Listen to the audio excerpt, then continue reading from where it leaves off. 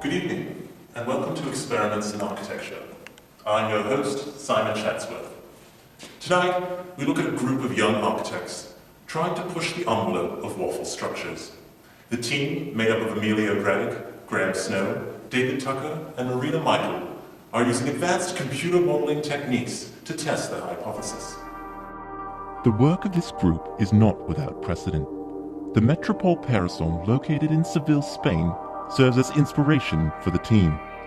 Designed by the German architect Jürgen Meyer-Hermann, the sweeping curves and breathtaking canopies of the parasol are a glimpse into the capabilities of a waffle structure. Still, the team believes they could go further. So one reason we chose the Metropole Parasol was we liked how the waffle module could be basically whatever you wanted, depending on the shape, the size you wanted. And so we were really looking into seeing if we could expand the Metropole Parasol to have a little bit more habitable space. Currently, there's very little actually in the Metropole. There's just one floor. So we were interested to see if we could get 1 or 2 floors, or maybe even 3 floors of habitable space over a spanned area below.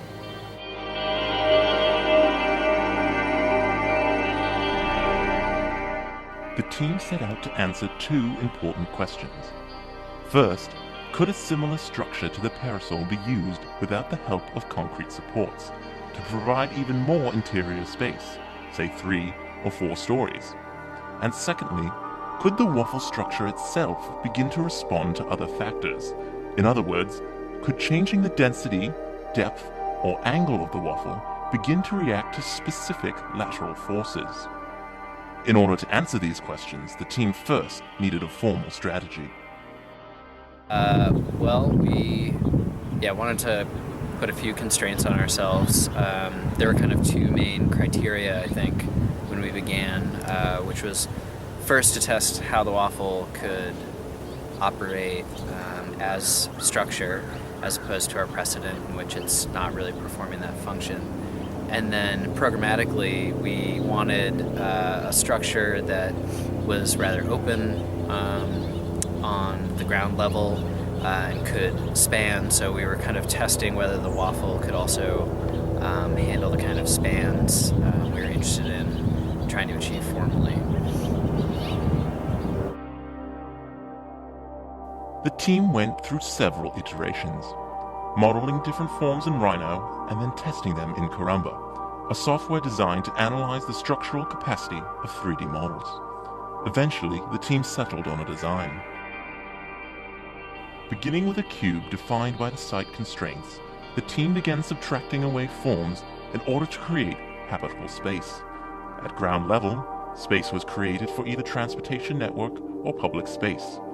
Meanwhile, upper stories were separated from one another in order to provide enough depth for the structure. What was left behind would end up being the solid from which the waffle, the real testing, could begin. However, the testing in Caramba would prove to be difficult. The Caramba definition in Grasshopper allows for the testing of shell structures. However, with the complexity inherent in the model, the team struggled to test it accurately.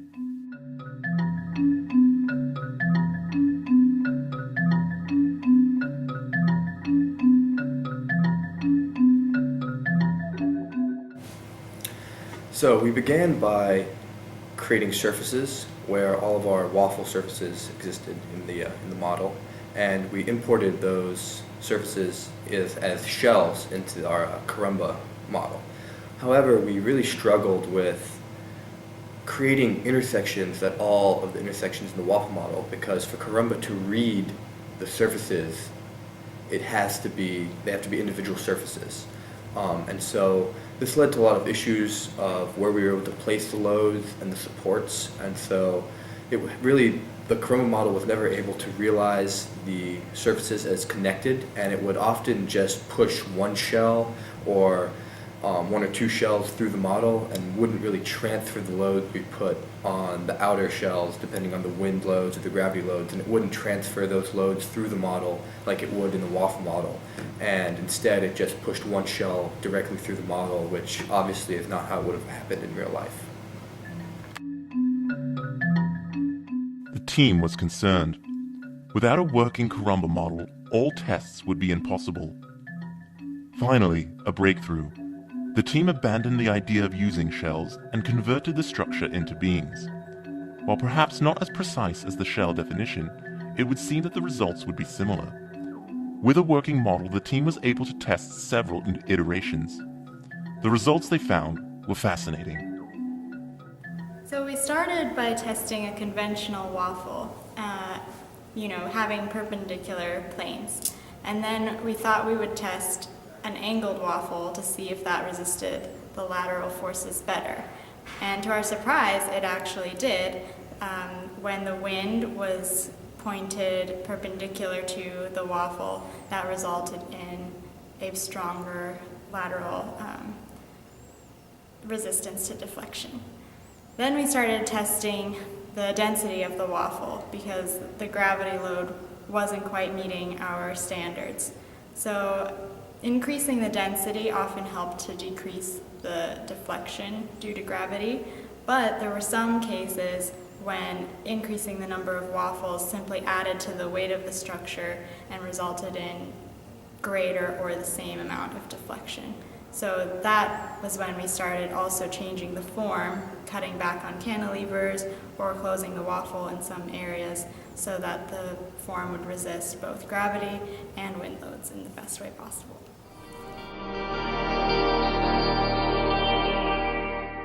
In the end, the team was able to find a correlation between the dynamics of the waffle and the performative strength of the building. Changing the angle of the waffle, members could in fact respond to specific lateral forces, such as prevailing wind. In addition, changing the density of members helped to strengthen the structure in places where it was weak. The team's hypotheses were proven. A waffle structure could in fact respond parametrically to dynamic loads. Well, there you have it. Another exciting look into the world of parametric design. Until next time, I'm your host, Simon Chatsworth. Good night.